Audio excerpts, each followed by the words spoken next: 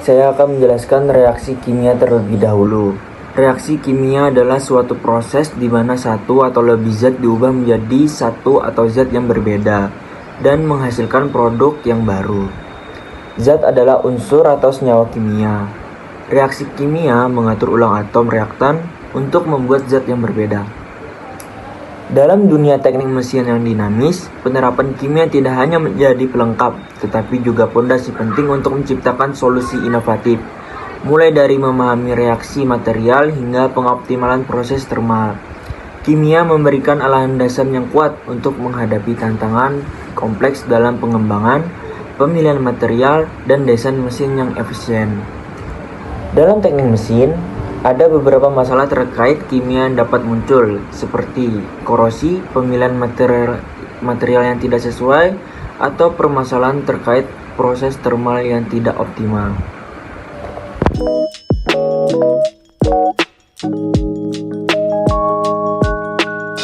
Kami akan menjelaskan mengenai korosi. Korosi adalah kerusakan atau kehancuran material akibat adanya reaksi kimia di sekitar lingkungannya. Secara umum, korosi dibedakan menjadi korosi basah dan korosi kering. Korosi disebabkan adanya faktor kimia fisika, metalurgi, elektrokimia, dan termodinamika. Korosi dapat digolongkan menjadi 8, yaitu faktor korosi umum, korosi galvanik, korosi celah, korosi sumur, korosi batas butir, korosi selektif, korosi erosi, dan korosi tegangan. Dalam bahasa sehari-hari, korosi dapat disebut dengan perkaratan besi.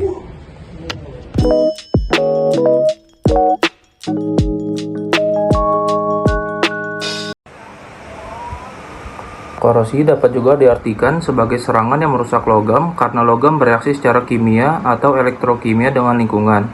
Ada definisi lain yang mengatakan bahwa korosi adalah kebalikan dari proses ekstraksi logam dari biji mineralnya. Contohnya, biji mineral logam besi di alam bebas ada dalam bentuk senyawa besi oksida atau besi sulfida. Setelah diekstraksi dan diolah, akan dihasilkan besi yang digunakan untuk pembuatan baja atau baja paduan. Selama pemakaian, baja tersebut akan bereaksi dengan lingkungan yang menyebabkan korosi atau kembali menjadi senyawa besi oksida. Deret volta dan hukum persamaan Nernst akan membantu untuk dapat mengetahui kemungkinan terjadinya korosi. Kecepatan korosi sangat tergantung pada banyak faktor, seperti ada atau tidaknya lapisan oksida. Karena lapisan oksida dapat menghalangi benda potensial terhadap elektrode lainnya yang akan sangat berbeda bila masih bersih dari oksida.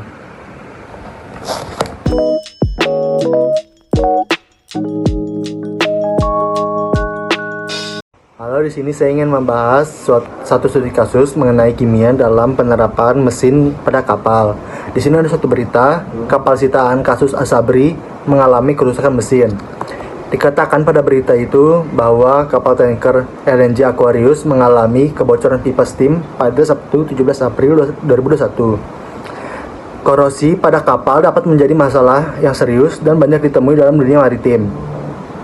Terdapat berbagai dampak dari korosi tersebut, mulai dampak keamanan hingga usia pakai dari kapal tersebut.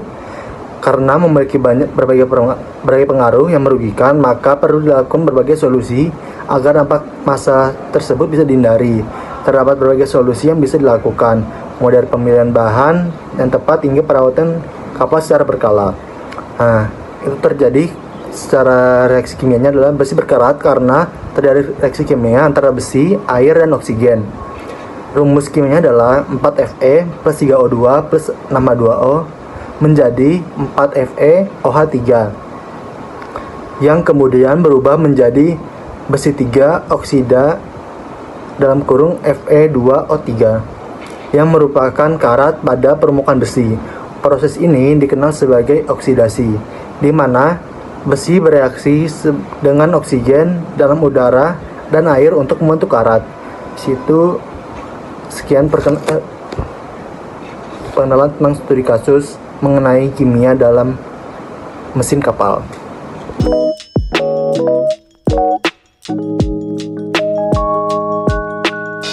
Untuk masalah tadi ada beberapa cara yang dapat diambil yang melibatkan penerapan lapisan pelindung dan pengendalian lingkungan. Yang pertama adalah dengan cat atau lapisan pelindung. menerapkan cat anti korosi atau lapisan pelindung seperti zinc untuk menciptakan penghalang fisik yang melindungi besi dari kontak langsung dengan udara dan air. 2. Yaitu pelapisan krom. Pelapisan besi dengan lapisan krom dapat membentuk lapisan oksida yang melindungi permukaan besi dari korosi. Reaksi kimianya melibatkan pembentukan lapisan oksida krom yang bersifat melindungi.